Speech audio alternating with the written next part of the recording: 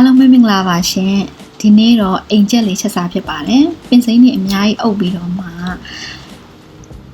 ချက်ထားပါတယ်အရင်နဲ့စားကောင်းပါတယ်ဒါကြောင့်မို့ပြန်ပြီးတော့မျှဝေပေးထားပါတယ်ရှင်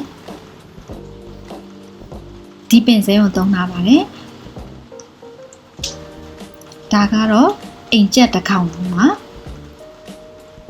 ပထမဦးဆုံးအိမ်ကျက်ကိုတေချာခုတ်ထစ်စေကြောပါတယ်ပြီးတာနဲ့စားနွယ်ပြီးလို့ရှိရင်ဟင်းခတ်မှုတ်ထည့်ပါမယ်ပြီးရင်တော့အသားလေးကိုစိတ်ဝင်သွားအောင်တေချာလေးစုပ်ပြီးတော့နှိပ်ပေးပါမယ်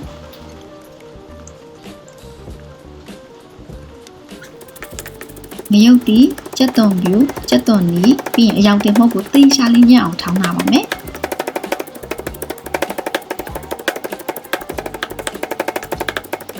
စီတက်ပါတော့မယ်စီပူလာပြီဆိုရင်တော့ထောင်းထားပြီးသားငရုတ်ဒီကြက်သွန်ပြူကြက်သွန်နီဂျင်းလေးပါပါတယ်အဲ့ဒါလေးအကုန်လုံးရောပြီးတော့စီတက်ပါမယ်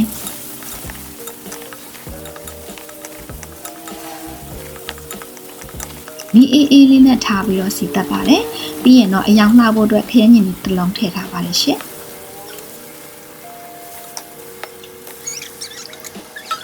ချွေအိုရောင်တန်းလာပြီဆိုရင်တော့စပြီးတော့စီတက်ပါတော့မယ်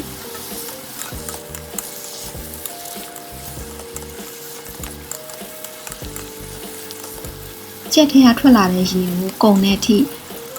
စီတက်ပါမယ်ဒါမှဒီအရသာလေးကုန်မှာသားတဲ့ဝင်မှာပါ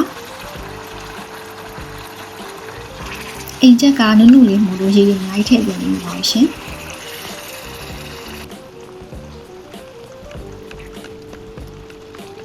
ဒီအနေထားဆိုရပါပြီခဏလေးအုပ်ထားပါမယ်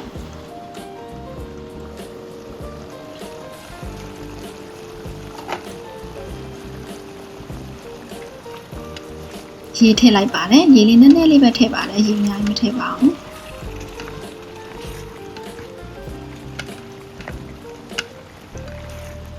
ပြီးရင်တော့တေချာလေးနှံအောင်မှွေပေးပါမယ်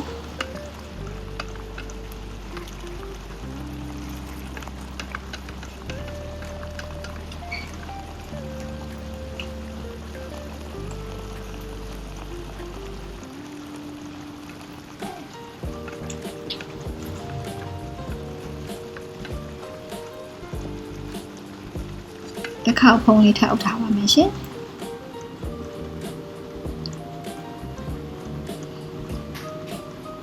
ခုကတော့အရေးတောက်စားမှမလို့ရေလေးနည်းနည်းလေးထပ်ထည့်လိုက်ပါတယ်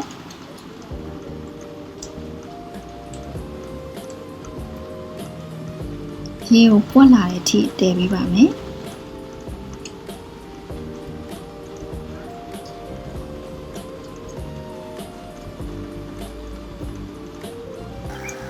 ရေလဲစုပွက်လာပြီအနံ့လည်းမှွေးလာပြီဆိုရင်တော့ဖုံးလေးကိုဖွင့်ပြီးတော့ကြိုက်တဲ့လောက်ဒီအရွက်တွေထည့်ပြီးတော့ခတ်စားလို့ရပါတယ်ပင်စိမ်းပြများကြိုက်တဲ့ဆိုလို့ရှိရင်ပင်စိမ်းအများကြီးထည့်ပြီးတော့မှစားလို့ရပါတယ်အရန်နဲ့ကောင်းပြီးတော့အရသာအရန်ရှိပါတယ်တကယ်လို့အရေတောက်လေးချက်မယ်ဆိုရင်တော့စီကိုချော့ပြီးတော့ထည့်လို့ရပါတယ်ရှင်ဒါလေးကတော့အိမ်ကျက်ပင်စိမ်းလေးပါအဆုံးထိကြည့်ပေးလို့ကျေးဇူးအများကြီးတင်ပါတယ်ရှင်